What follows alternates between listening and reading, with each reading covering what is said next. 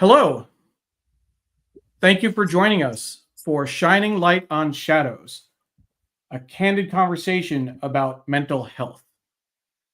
This is episode 25. Our guest is Pradnya Haldipur. We're going to be talking about managing mental health while being effective at work. My name is Neil Parek, and this is my co-host, Dawn Helmrich Newberg. We are live on Facebook, Twitter, LinkedIn, YouTube, Instagram, and my website. Please like, comment, share, retweet, do all the things you do on social media to make sure people find the show. I want to give a quick shout out to everyone watching on replay because the way that social media works, folks will be joining and clicking on the links, etc. May take a little bit of time for them to join, but for folks watching replay, you're catching the very beginning of this show. And I want to tell you how much we appreciate you taking the time to come back and watch this if you couldn't watch this live. Dawn, we hit number 25. Crazy. Absolutely crazy. I saw it when you sent that post out. I was like, oh my gosh, we're on our 25th show. Wow. That's amazing. We started this last February with the goal of trying to reduce the stigma around mental health, to normalize the conversation. We've had a number of guests. We've talked to people about various aspects of mental health, people who've shared their stories. We've talked to therapists. We've talked to practitioners, a mindfulness coach, all with the idea of trying to make it easier for people to talk about their own issues. I will always say this, Dawn, you are an incredible inspiration for me personally because you are so open about your own challenges on Facebook, on social media. When you're not doing well, you say it and you share it. It took me a long time before I could speak openly about my own struggles. It wasn't until I decided to do this show that I actually started talking about it, and it certainly helped. I've said more than once that even if no one else watches and even if no one else comments, these shows have been very therapeutic for me personally. So I want to thank you for your role in that. Yeah, and I think it's been so therapeutic for both of us.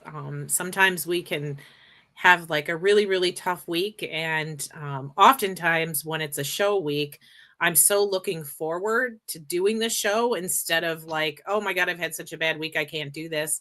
It feels so good to talk about these things out loud and to have other people share their stories and to like really understand that you're not alone, and like it's okay to not be okay, and it's okay to take care of yourself. So this week is a great example of that. We will talk about it a little bit more later when our guest Pradnya Haldipur joins us. But for folks who know, if you've seen some of the social media posts or the email that I send out, this week is a great example of what Dawn is talking about. I had an incredible week. The weekend last week, I was in Selma, Alabama, for the 60th anniversary of the of Bloody Sunday for a client, the John Lewis Foundation. I was right at the front taking pictures. Our CEO was right in the front row.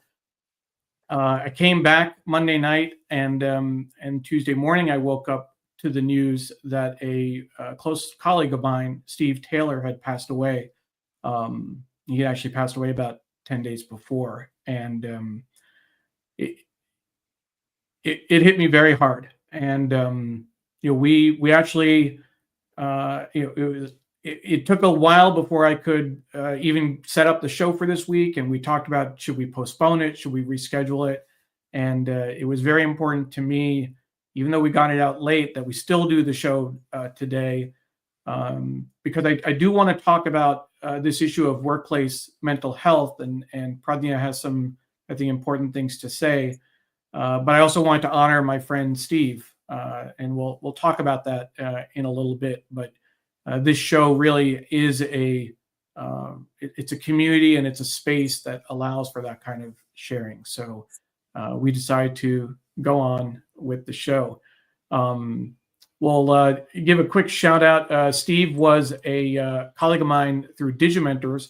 That's how I got to know him. And Digimentors provides support to produce this show pro bono. So I want to give a quick shout out to Digimentors, the consulting firm that Srinivasan started several years ago, and that I am the vice president of events and communications. We do shows like this, digital marketing, strategic communications, and also do a lot of work around AI. And I always want to thank Digimentors and my colleagues for their support of the show.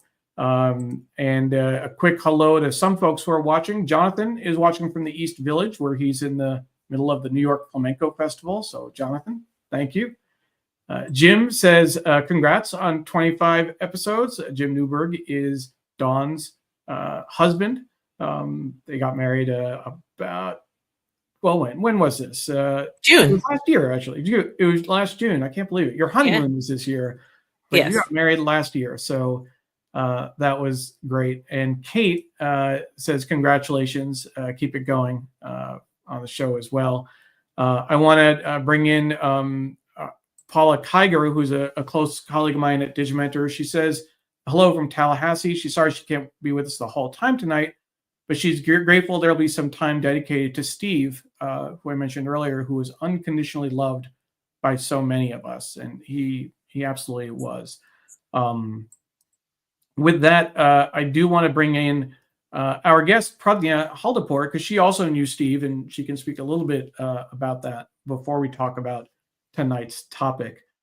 So Pradnya, welcome to the show. Thank you, Neil. Thank you, Dawn. It's really great to be here. So good to have you. Thank you for joining us. I do want to say that when we launched the show, Pradnya was one of the first people that reached out and said that she would be interested in being on the show. We didn't know that it would be the 25th episode that you'd be joining us for. But you also, Pradnya, and I've said this before, you also share on Facebook Yes. where you are with your mental health, your challenges when you're having a rough time. And so I wanted to thank you for that and kind of honor how open you've been with sharing kind of how you're managing with stuff. Yeah, thank you for that, Neil. It's you've said this before, right? Where if we don't talk about it, it won't be okay for other people to talk about it.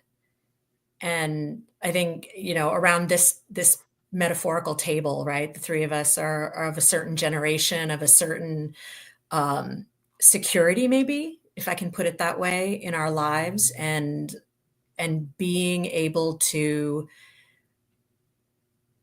be open. Facebook, one could argue, right, is supposed to be a closed environment, but it's not. We're out there in the interwebs talking about the things that are sometimes hard to say, even in private. But my hope is, and I think this has happened, my hope is that, because I get a lot of private messages when I post from friends and friends of friends who I wish they wouldn't thank me. That's not what I mean, but there's a sense of, oh gosh, thank you for saying that out loud, because it's something I've been thinking for a long time or feeling for a long time. And I'll go so far as to say that, where it is perhaps even more needed, it is within the South Asian community, right? Mm-hmm. We have a long history of not acknowledging challenges around mental health, or even pretending they don't exist. So where I've been willing, where I've been proud to get up on my soapbox and talk about my own experience, I'm glad to. Great. Thank you. Thank you so much, Pradnya. So I do want to take a moment with you here on screen. And as I mentioned, we want to just say a word about our friend Steve Taylor.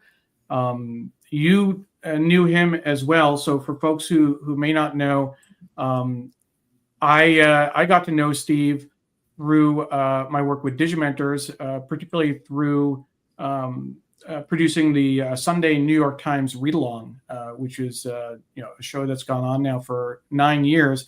For several years, Steve helped produce on LinkedIn, engaging with the audience, sharing links and comments.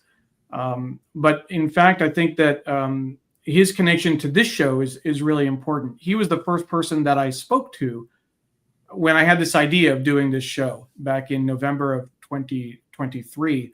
I gave him a ride home after an event in New York, and we talked for about 40 minutes in the car, and then another 40 minutes parked outside of his cousin's house in the driveway. Just, hey, what do this is an idea I have. What do you think? Would you, is it something you could help with? He was actually willing to help support the show. He wanted to be a guest at some point when we could find the time. It really, it meant a lot to me. This is that day that I took that picture earlier that day when I saw him at that event.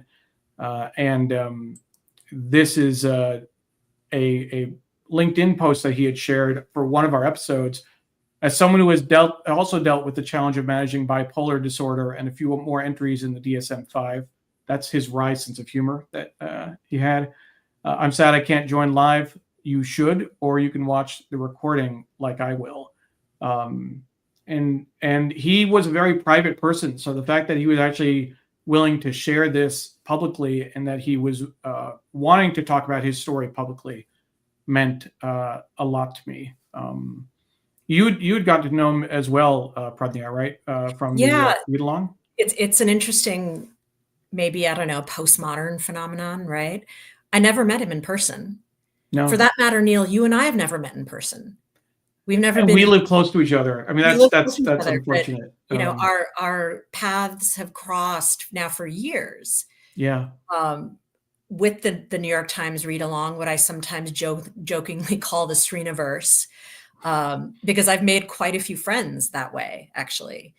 And Steve, for me, I don't know how he managed to convey warmth and interest, and but I would flip over to LinkedIn during the Sunday morning read along, and there he would be, always welcoming, always interesting, trying to build a sense of community online among anonymous people who were in 2 dimensions.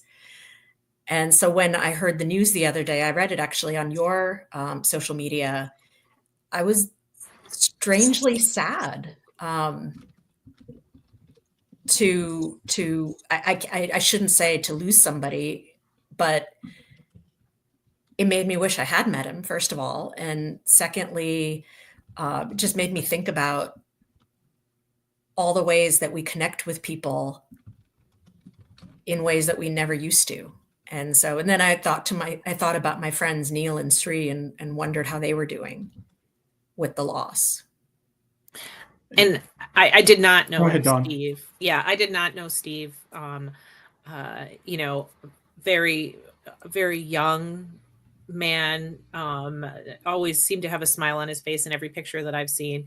But I will say it's a testament to both of you, because Pradnya, you immediately offered to postpone the show, gave Neil total grace, which just shows what a really kind, upstanding individual you are. And Neil, I text you, and right away you said Steve was a huge supporter of this show and of me, and he would want me to do this show. And so I immediately said, absolutely, then we definitely need to move forward and do it. So really, really gracious of both of you to really honor him in this way. Thanks, Dawn. For me, it was a struggle. This week has been very hard, and I go through this almost every time we have a show in terms of my timing for when I get the announcements out and how much lead time I'm giving people. It doesn't always fit the ideal vision I have in my head. But as we were talking earlier at the beginning of the show, over the last year, this show has served a purpose. Not only hopefully it has helped other people and has helped raise awareness about some of these issues, but I know that it's helped me and helped Dawn process some of our own emotions and our own issues. And I needed this week. I needed to have this show so that I could share this in a space. We're not likely. It's not likely that we're going to have a celebration of life separately for Steve. It's not what he would have wanted. We will be doing a separate tribute for him on our Sunday show on the New York Times read along. You will say something at the beginning of the show and then probably do like a 30-minute thing at the end. But this was really the space that we had to say something and honor his memory. And I just want to say that he was like for the first 2 years when I was working with Digimentors producing my shows, he was my right-hand guy. He was with me for every show. He managed shows himself. He was always up for a conversation about tech, about gear, much less to talk about food and cats and and biking, which are his favorite things. But he will be sorely missed. I want to bring in a couple of comments. Another colleague of ours, Stefan Kaplan, is watching, saying congratulations on 25 years. Deborah Kerr is watching from Fort Lauderdale. Julia Weeks, who was another colleague of ours through Digimentors, is saying rest in peace to Steve. Stefan is saying Steve was a gem of a human being and his beautiful, gentle, yet energetic spirit will be missed.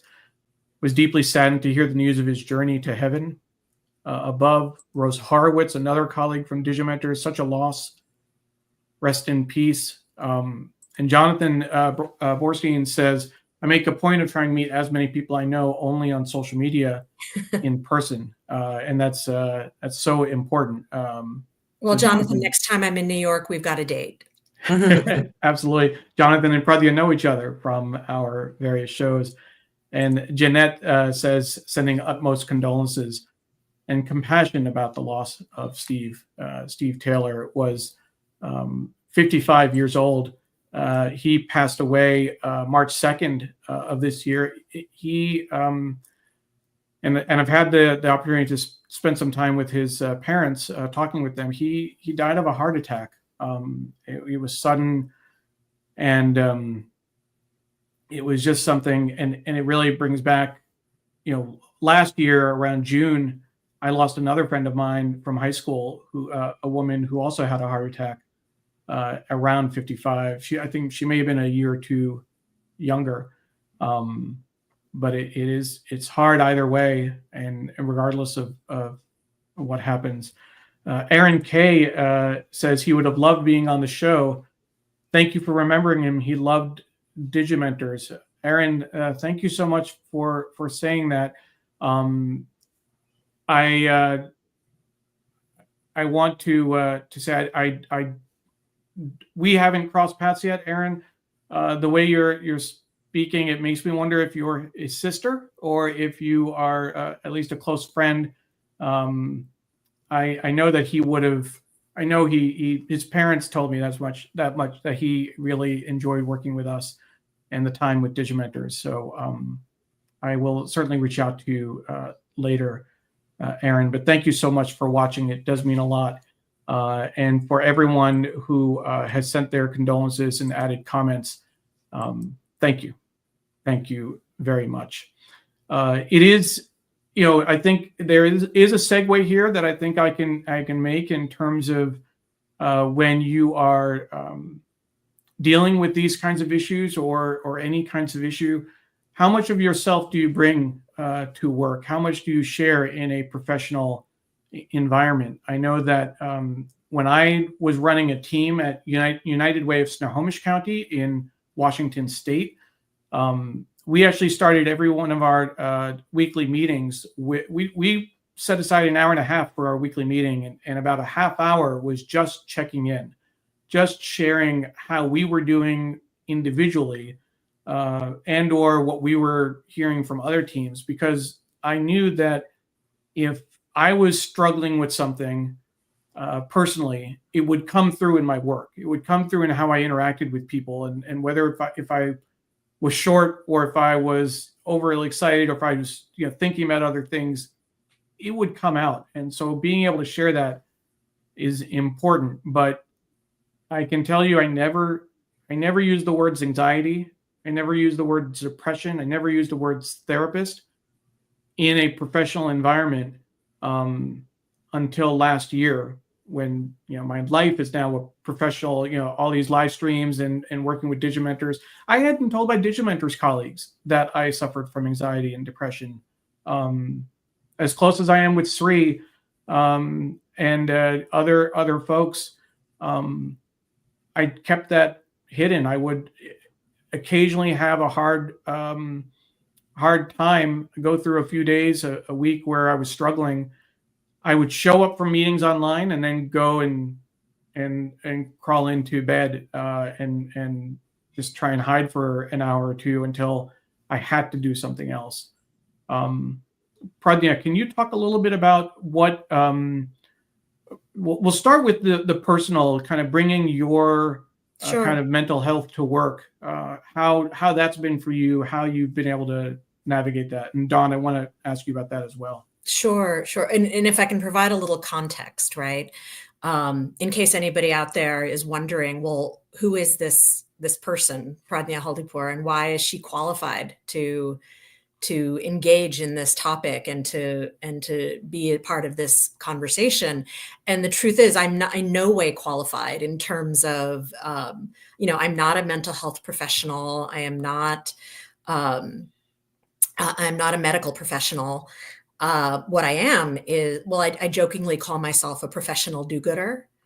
I've been in the nonprofit space for going on, I can count in decades now. And I do think that there is the experience that I bring to this conversation is a personal experience. It is about both having grown up in my career, and I use those words specifically, having grown up in my career in a time, just like you said, Neil, right? We didn't talk about our personal challenges. We didn't talk about mental health. It wasn't even necessarily a limitation placed on us by our workplace. It just wasn't the culture. And so the older I have gotten, the more experienced I have gotten, the more ability I have as a senior professional in a workplace to open those doors. That is what I have tried to do. And then related to that, I will also say that I think that it is endemic to the nonprofit space that we all of us who are professional do-gooders, and Dawn and Neil, I consider you among that group, right? Having spent so much time at United Way and at other much needed organizations that serve the community. We put all of ourselves into it, right? We are committed to the mission. We somehow convince ourselves that if we don't show up to work and do what we need to do, that we're disappointing the world. And the strain that we put on ourselves that perhaps impacts mental health is maybe not something that's always been spoken of. And so this is me, the professional do-gooder, saying, I'm grateful for this conversation, because we do need to talk about it. And we do need to make it okay, both in terms of sort of individual agency in speaking what we need within our workplace, but also in helping to shift the culture in workplaces to be more supportive for what individual employees might need. That's great. Dawn, what about you in terms of mental health in the workplace and kind of what you've been able to, as an employee, kind of bringing yourself to work? Yeah, I think I want to make another point about nonprofit land, Sure. because I think when we had our prep show, we talked about how certainly in the direct service world of nonprofit, Mhm. the focus inside nonprofits is to make the community better, Mhm. to help the community, to help the people who are in most need. And when we do that, we tend to experience something called secondary trauma. Seeing that kind of hardship that people are facing, that are in, great poverty, that are homeless, that have all of these struggles and barriers, um, and giving everything that we have, of ourselves to make the lives of these individuals better. Oftentimes, we as professionals in this industry put our own mental health needs on the back burner. Mhm. And many workplaces um, don't even give space for that. And what I really appreciated when we had our prep show, Pradnya, is when you said, like, as a professional, Mhm. I need to model for my people, the people that I manage, what Mhm. it means to take a mental health day, and Yes, not call it a sick day, that's not right. say I'm taking a vacation day, but actually acknowledge that like, you have to take the opportunity to take care of yourself. Mhm. And the other thing that we talked greatly about was how we as a society don't even do a good job taking a sick day when we're sick, Yes, right? that's right. That That's right. we push through. And even like after COVID, when we're hybrid now, and now everybody says stay home when you're sick, we're still working, even though we should be resting and taking care of ourselves, because Mhm. we're not infecting anybody. But we're going to still pop on the computer. And Neil, you can speak to what you said about that when we were in the prep show too. Yeah. But Yeah. I think it's really, really important and a great model to be able to verbally say, this is what you do when you are experiencing a day that Yes. is just too much for you to get out of bed. Then you take care of yourself. And I'm very fortunate working at United Way to be able to model that my workplace supports that we have mental health days that we are able to use and take. And I think that that's just really, really important. And Neil, I think you should talk about what you had said about that, Yeah. working from home piece, because I think that's just as Ab- important.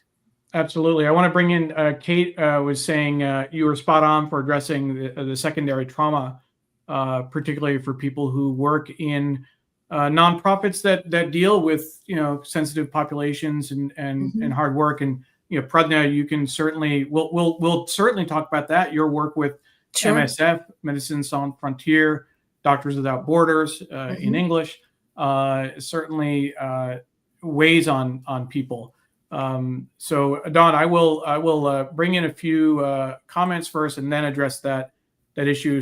Stefan's comment is a little large. We didn't quite lose you, Pradnya. Let's see whether we have more No, room no, on it's okay. top. We can still see Don. With all the stressors in life and society magnified by a very unnerving time in our history, it is more important than ever to support others who struggle with anxiety and depression and more. Sometimes it's just asking how are things in the most compassionate, understanding tone. Many will just be waiting to open up. Take time for friends. Take time for friends. I'm going to repeat that for those in the back in case they didn't hear it. Um, Not just in these very strange times. We haven't gotten too political on this show, Dawn, but I think that we all have a certain kind of similar approach to what's going on. I know on our other shows we are much more explicit. I know so many people working here in the DMV area, and probably I assume you do too. Mhm. Government employees who are just getting whipsawed. We've met someone just yesterday in walking out of Walgreens. Mhm. Pam was working at a childcare at a daycare. It wasn't childcare; it was like preschool at a church, and she saw the mom and the two twins, and they were just saying, "Yeah, both the parents work for the federal government, and they don't know what their future holds." Right. And it's just mind blowing how challenging that is. Jeanette says, "So true, Dawn. You're right. Being mindful of vicarious trauma is so important. I returned to work as a mental health clinician with the pandemic." It's amazing, Jeanette. And she says, "Thanks to all of you for doing this awareness work to help reduce stigma and normalize mental health well-being and self-care in all its forms." And I will say to that point, Jeanette, Dawn and I have tried, and I know Pradnya was saying as well, we're not experts. We can't say that we necessarily have figured it out. Mm-hmm. We're doing our best. We're trying to model behavior, but we also struggle with some of this, and sometimes we don't hit it just right. What I was going to say as far as this whole issue around being sick and taking sick days and this idea of mental health parity, right? If you think of physical illness and or injury, I think Pradnya talked about having a head injury, a gaping right. head wound, right? There certainly would be no question about like your ability to be at work or kind of get your things done. If you're suffering from depression or a major anxiety attack, it should be considered similar to a gaping head wound where there's no question about your status. I know for me, when I was working at United Way, I had some struggles with the illness part. When, before COVID, there was a whole different approach to going to work when you were a little sick, right? People would still go in and there was maybe a little more tolerance for that. But I know for me, there were times when I was sick and I didn't want to go to work physically, didn't want to share anything, but also, just being upright and walking around and being in meetings is a little too much. At the same time, I knew that I could sit, even if I was comfy in my bed with the laptop, checking email and moving things forward. Sometimes, particularly when I was in Washington State, if I was in the middle of like an approval process, things could get stuck with me before moving forward, going to production or whatnot. And it was challenging because my supervisor would say sometimes, if you're sick, stay home, stay off the computer, don't check email. I don't want to hear from you till tomorrow. And my feeling was I felt very strong that like, okay, I understand that. But if I don't touch my email, if I don't, kind of keep things moving, that's going to make my life more harder tomorrow. Like, let me at least like do what I can. And if I have the excuse, and I've done this with vacation in the past, and I've been sometimes good, sometimes not good vacation, but like if I have the cover to not do something, I wanted to make that decision. Okay, I have an email or a request. Hey, I can't deal with this today. I'm not feeling well. I'll deal with it tomorrow. This other request that comes through, oh, that's just a quick review and forward. Let me take care of that now so that I don't have it pile up the next day. So that was always a struggle to find that balance. You know what's so interesting about that, Neil, though? I mean, and we all do it, right? I'm there with you 100%. But to go back to your earlier point about what's happening with the government, I would argue that it's not a political issue at this point, at least in the context of this conversation. What it is a clear demonstration of a lack of psychological safety in the workplace, right? At like the nth degree, where people are walking in and getting emails that that they've been fired, or that they're, they have to respond with their 5 accomplishments for the week and whatnot. And so then I think, we've had the luxury of deciding when we're not feeling well about answering the email or, or checking the thing or proofing the document or whatever it is. So now imagine having to make that choice, if it is even a choice, in a workplace that doesn't offer the kind of psychological safety that maybe we've experienced been glad to experience in some of our workplaces. And I think that I've been very lucky. I am very lucky right now to work in an organization that values. So as Neil said, I work for Doctors Without Borders. That's my day job, and I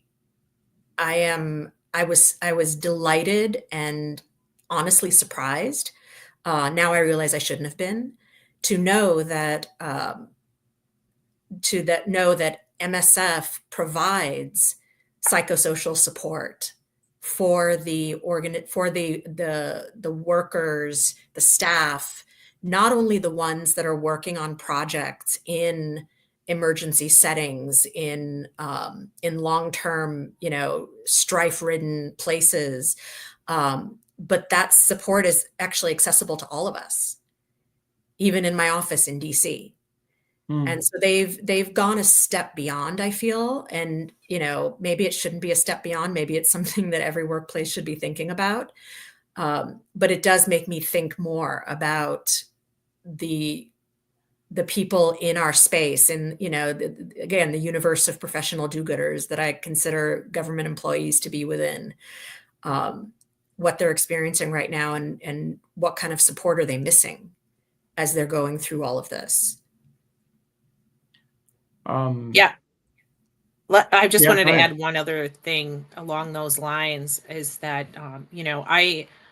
I feel like I got really lucky in my career, because one of my very first bosses, anytime I would go in to have a meeting with her, she would say to me, "How are you?" And I'd say, "I'm fine." And she'd say, "No, how are you really?" and it opened up the space, even if it was 30 seconds, for me to say, I had a crappy morning, and here are the 3 reasons why I had a crappy morning, and I'm struggling. And sometimes that would be fine. And other times she'd say, "Do you want to talk about it?" And I would, and we might spend a half an hour, and maybe our hour-long meeting got cut short because of that. But she modeled for me how I wanted to be treated, was how she treated me. And so then in turn, that is what I do for my colleagues, to let them know that I'm here, I'm open, I'm listening. I want you to share with me when something isn't right in your world. I want you to share with me when things are right as well, right? Yeah. We should really be afforded the opportunity. We spend so much time at work, right?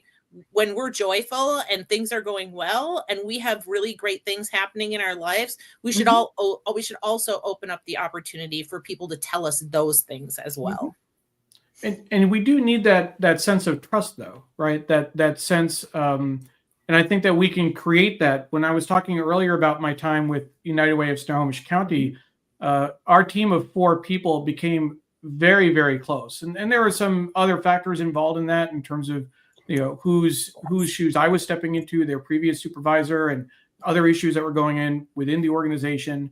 But I'll tell you that the 4 of us became incredibly close. Over time, that sharing and that openness just built more trust and more camaraderie with each other.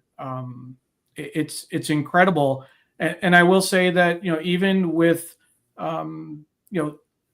what we've been doing in terms of this space and talking about mental health, this is, I'll say that, I mentioned earlier about Dawn sharing on Facebook when she has challenges, and Pradnya does as well.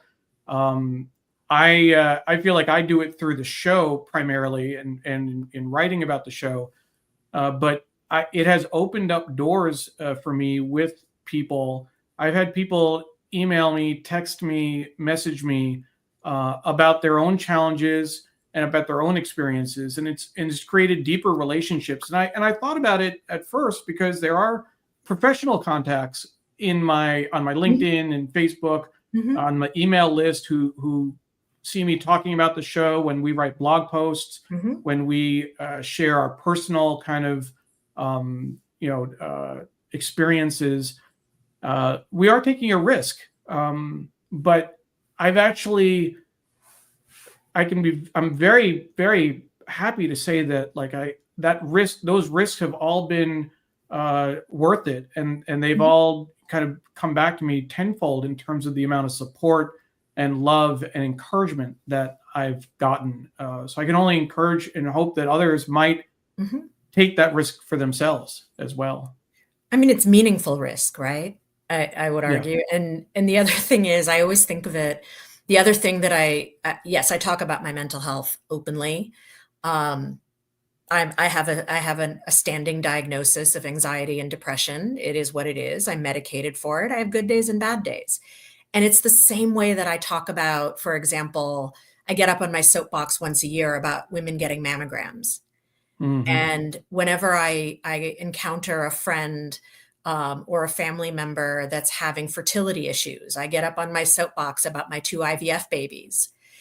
For me, it's congratulations. Yeah, I mean, this is now many, many, many years ago. My children are at the eye rolling stage, but the point being that normalizing these conversations, I think, is worth that risk. Menopause. That's another one. Let me tell you. Do not get me started about the HRT. Okay. I'll go get Pam if you want me to. All day long. Talks about that all the time. But this is the point, right? Is that, I mean, the reason it becomes so, at least for me, it has felt like this revelation is that we haven't talked about it enough. Yeah. Right. And the same holds true of menopause. The same holds true of preventive medicine. There's all of these things that if any of us, I mean, and again, I would argue that the three of us come to us with a certain amount of privilege, right? Oh, yes. That we can stand up and say these things and the risk is reasonable. It may not be so reasonable for other people. And yeah, so I'm grateful for this platform to be here with the two of you and say these things out loud. I do hope people are hearing it. I do hope that it'll spark something, in folks that maybe weren't as open or didn't feel like they could talk about it at work. I think the other critical thing for everybody to understand is what supports are available to them in the workplace. Why I reached out to you, Neil, 25 shows ago, is that I was in a place in my life at that time where I was working for a different organization, but talk about secondary trauma, right? This was a climate organization that I worked for. And, you want to start getting into, this headspace of what the climate crisis is doing in the world. But they were incredibly supportive. And I was encouraged even to take short-term disability, to take time off, to care for myself and to think about what I needed as far as my mental health. And I didn't know that existed, right? I happened to learn in that workplace. And then when you two started this show, I thought more people need to know about that. They need to go talk to their HR and understand what's available to them. They need to know that the Americans with Disabilities Act considers depression, a disability. I mean, I don't love that word, but you get my point. Yeah.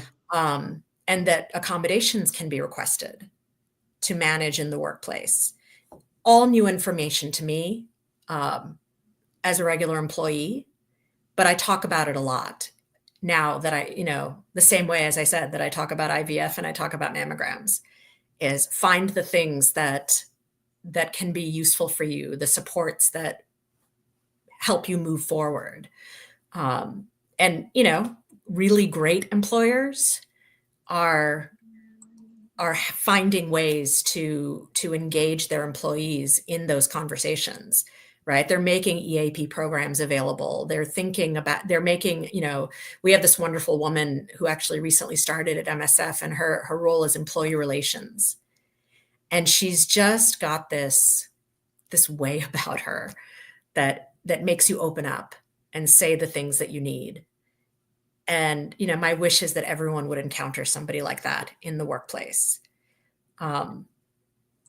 Yeah. Yeah. And my soapbox now. Yeah. Pradnya, you just talked about EAP, which for people who don't know is an employee assistance program. And a lot of workplaces have them. They don't all shout it from the rooftops. Mine does. Mine, every time, we're at least once a month, we're reminded that we have the benefit of employee assistance, that they offer. I think ours offers like 8 free counseling sessions that you can do online or over the phone. And if if you don't have good insurance, or even if your insurance is good and you have a copay, counseling can be expensive. And so take advantage of those opportunities when they're available to you, because those are priceless things that we can benefit from, that we don't always know exist. Right. And if you don't know if it exists in your organization, ask your HR people, and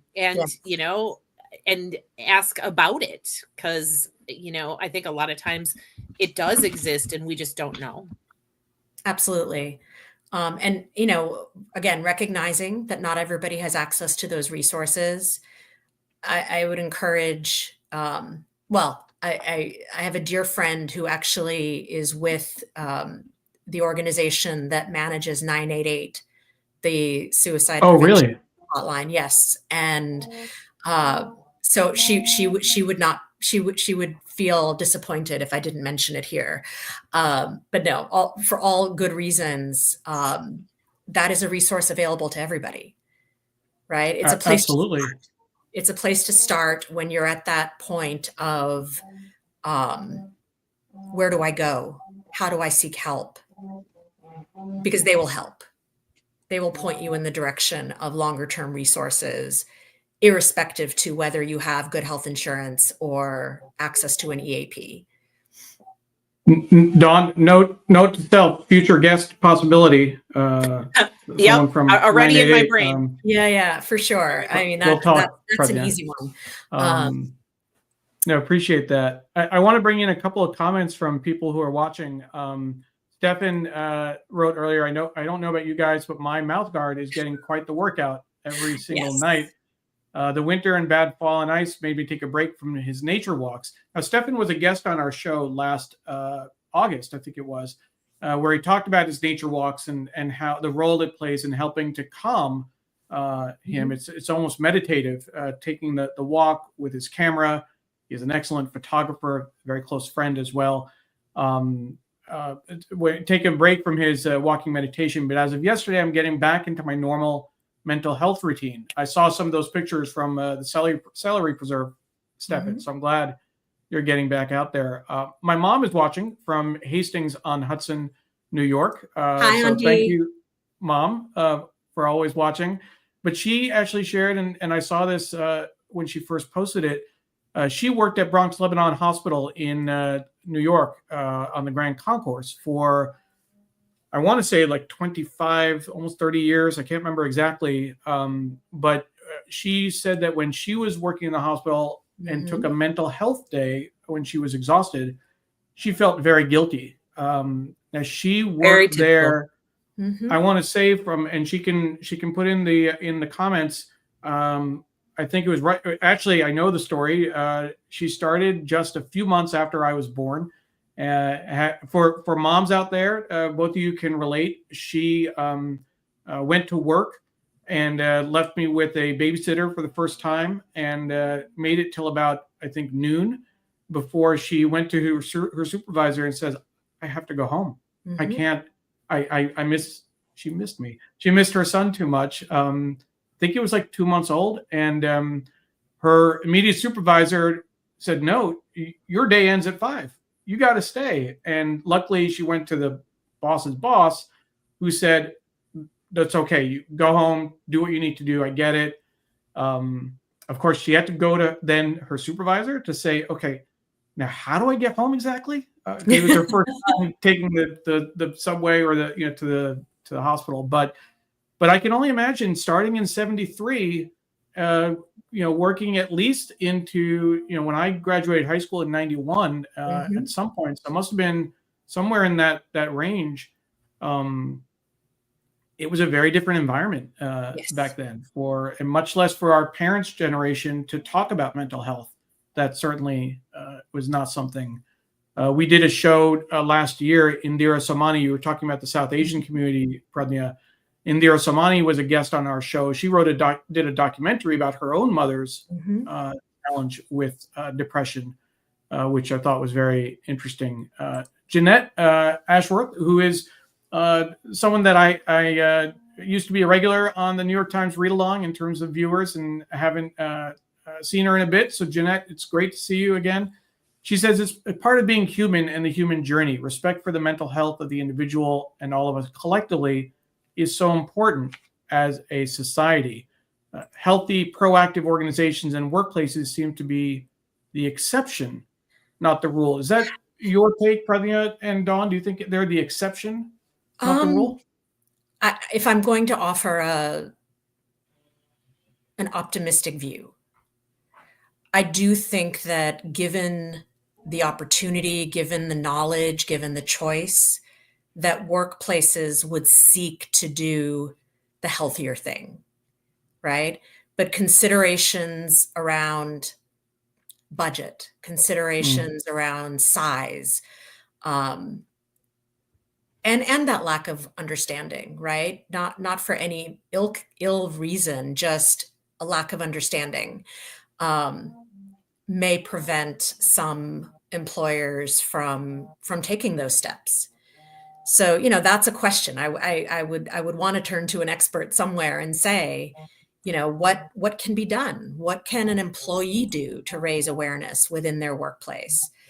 What would compel a well-meaning organization and the C-suite, the leadership of that organization, to do the analysis, do the consideration, think about, and I believe this. I think it's not just a matter of what is good for employees. I do think it's a matter of what is good for the organization.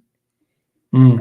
One wishes for healthy, productive, positive, safe feeling employees to get to the end result that, well, any nonprofit, but any organization at all would be looking for. Sure. Yeah. Sure. I was just going to say, I would totally preach that if you make mental wellness a priority in your organization, you will have a lot less sickness. A lot less sickness. And more productivity. And more productivity. Give people the time and space to heal, to take care of themselves, and it'll come back. It's an investment in the organization, certainly. Jeanette also says she's reminded, and this is a kind of follow up on the comment I made. I'm reminded about how much I care about all of you and how moved I am. I have been time and time again by the wisdom, lived experience, and courage of this community. I've missed you all. Jeanette, thank you so much. That is incredible. And she also says, thank you for your deep sharing, great personal example. Pradnya, she's saying that was a very healthy step to take when you were commenting earlier. Rose Horowitz, another colleague of mine from Digimentors, that is great to hear about the mental health support at Doctors Without Borders. In my experience, this support is rare. I've never had a boss who said, "How are you?" Or at least one that really wants to know the answer when they say it. And I really like a boss that said, "How are you?" in a meaningful way. That is so significant, and really wait to listen. I don't think it's a priority in fast-paced media organizations. That is an interesting, we haven't kind of thought about whether, we talked a little bit about nonprofits and the work that Dawn and I have done, but it'd be interesting to look at it in terms of different industries, whether media organizations. I've worked at a labor union before. and certainly the kinds of climate organizations or kind of other groups that Pradnya has worked for. It'd be interesting if how much of a differentiation there is. There's certainly, I think, if there's any parallel to this, having worked mostly at progressive organizations in my career, I know that organizations that you would think would be, kind of employee friendly or more sensitive, are not always, and certainly from talking to colleagues, I'm thinking about some of the groups I've worked with earlier in my career. Some of the groups on the left are the most challenging to work for, and whether it's employee policies or healthcare or that type of thing. So mental health would probably fall within that same bucket. It'd be interesting to find out whether the larger corporate entities, whether they do better around mental health than maybe we expect. That's an interesting, it'd be an interesting conversation to have, I think. I'll get on that research, Neil. Thank you, Dawn.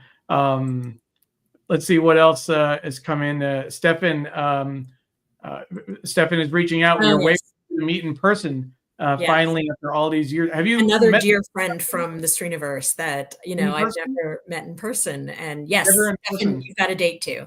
You and absolutely. I will say I've had the chance to meet Stefan a few times. Thankfully, most memorably when he took me for pizza on my birthday in New York City at one of the oldest, most renowned pizza places in the Village.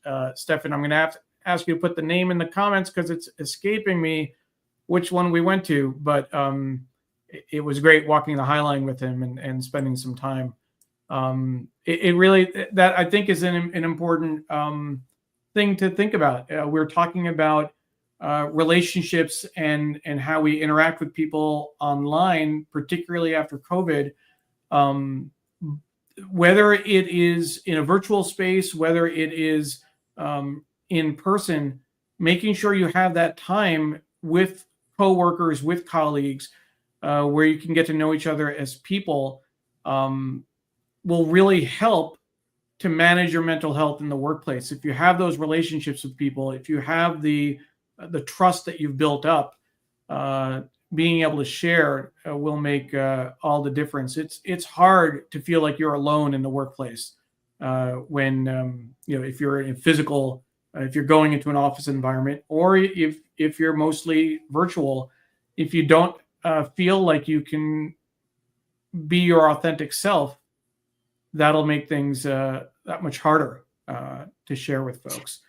I want to make sure that folks know about our next episode coming up at the end of March. So for folks who may not be familiar, Shining Light on Shadows airs the second and fourth Thursdays of the month. And our next show will be March 27th. Jim Yu, who is a former colleague of mine at United Way Worldwide, is going to talk about borderline personality disorder support for families. Jim is the board chair for the National Education Alliance for Borderline Personality Disorder and an instructor for the Family Connections Program, a class that provides education, skills, and support to family members who have a loved one with borderline personality disorder. So we're looking forward to having him join the show in 2 weeks. Having advocates on the show, having people with personal experiences. The idea is we want to make sure that we have something for everyone so that people can relate to various aspects of it. We have talked about workplace depression in the past. One of our earliest episodes was Brian Miller, who is a former restaurant critic with the New York Times. I had the pleasure of interviewing him for the New York Times read-along.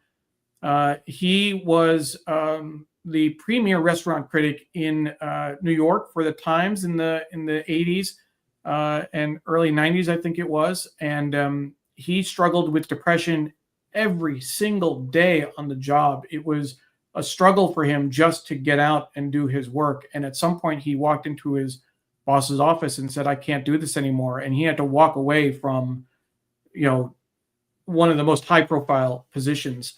And we certainly don't want that. If people need to do that, we want them to be able to do that, but we don't want it to get that far. We want to see whether we can create an environment that is more supportive and more welcoming, so that you can take the time you need to heal, so that you can come back and stay engaged.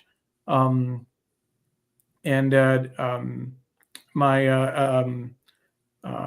mom is so first we'll go to Jeanette saying this: thanks for a powerful show addressing so many meaningful mental health related topics, and for honoring Steve Taylor, which we did earlier. If you joined us late and want to see the beginning of the show where we talked about my good friend and someone Pradnya knew from virtually, Steve Taylor, you can catch that from the beginning of the show. Jeanette says, I did not know him as well as many of you, but I liked him, appreciated his hard work, and admired his intellect and enthusiasm. Thank you, Jeanette. My mom says it was a very valuable show. Thank you, Mom. And of course, we're going to get some pizza comments. Stefan reminded me it was Lombardi's that we went to. Forget about it, he says. So thank you, Stefan. And Jonathan clarifies, just in case anyone was wondering, it was pizza without pineapple. There was no pineapple anywhere to be found near those slices of pizza. That's a very important point to be made. Pradnya, any last thoughts? I know we're just past the hour. We'll take a few more minutes if with your permission. No, that's fine. I just wanted to express my appreciation, first of all, for having me today, but really for everything you both are doing to make this a regularly accessible, safe space to talk about all of these issues. So if, like a couple of people out there who hear this, learn something, or feel motivated to act on their own behalf, that's a job well done. So if I may say, Neil, Dawn, you've created a safe space, a psychologically safe space in your workplace in doing this. So congratulations to you. Thank you. Thank you. Stefan says, I'd like to add that in this freelance day and age where so many work from home, it's more important than ever to take care of yourself. If the walls can feel like they're closing in, get out and work remotely. And he may be referring to get out of your house and work, not, I work remotely in this room, but I think he means get out into, a park or something. There is a hashtag that our friends use in Digimentors, hashtag get Neil outside, because I don't get outside as often as I should, but we will work on that. Jonathan says, important show. Thank you. And Rose says, thank you for your insights and wisdom, Pradnya. So again, coming from Rose, that means so much to me. It does. It really does. And Jeanette says, thank you, Neil and Dawn. Thank you, Pradnya, for your deep insights. Rose says she appreciates the show. And I will fess up, my mouth is getting a little bit dry because I did not get my glass of water before the show, and my mom's going to let me know how many times Pradnya and Dawn reached for their water during the show and how many times I didn't. That's right. But I will have to work on that later. As I said earlier, my mom said it was a very valuable show, and I would close. Eileen Taylor is watching. She's Steve's mom. I had spoken to her earlier, and she agreed. She says that she agrees with my mom that the show is valuable. Eileen, thank you so much. I do want to say I appreciate being able to talk with you on the phone the other day. That conversation meant a lot. And I know that when we chatted before, Eileen and Steve's father are both, they're very private. Steve was very private as well. And I did not expect her to comment on the show. I know that she didn't want the attention, and I certainly respected that. Eileen, the fact that you even left this comment, knew that I would put it on the air, means a lot to me, and I can't thank you enough. Please know that our hearts go out to you, and that we are all grieving with you. And just know that there is a community of people who love Steve very much. And thank you, everyone, for staying with us for this show. Again, we will be back in 2 weeks with another edition. Jim Yu will be our guest, and we will talk about the support offered for families for people who have borderline personality disorder. If you're interested in watching the New York Times read-along on Sunday at 8:30 a.m. Eastern Time, we will do a more of a tribute to our friend Steve Taylor. We'll say something during the show, but we'll likely do something at 10 a.m. As an extended tribute to him. And I will share links in the chat here for folks. And also, if you want to be added to our mailing list, send me an email to neil@digimentors.group. neil@digimentors.group. We can add you to the mailing list for this show, and I can make sure you get the information for Sunday's show as well. Thank you very much, and appreciate everything you're doing. Thank you, Pradnya. Thank you, Dawn. Bye-bye.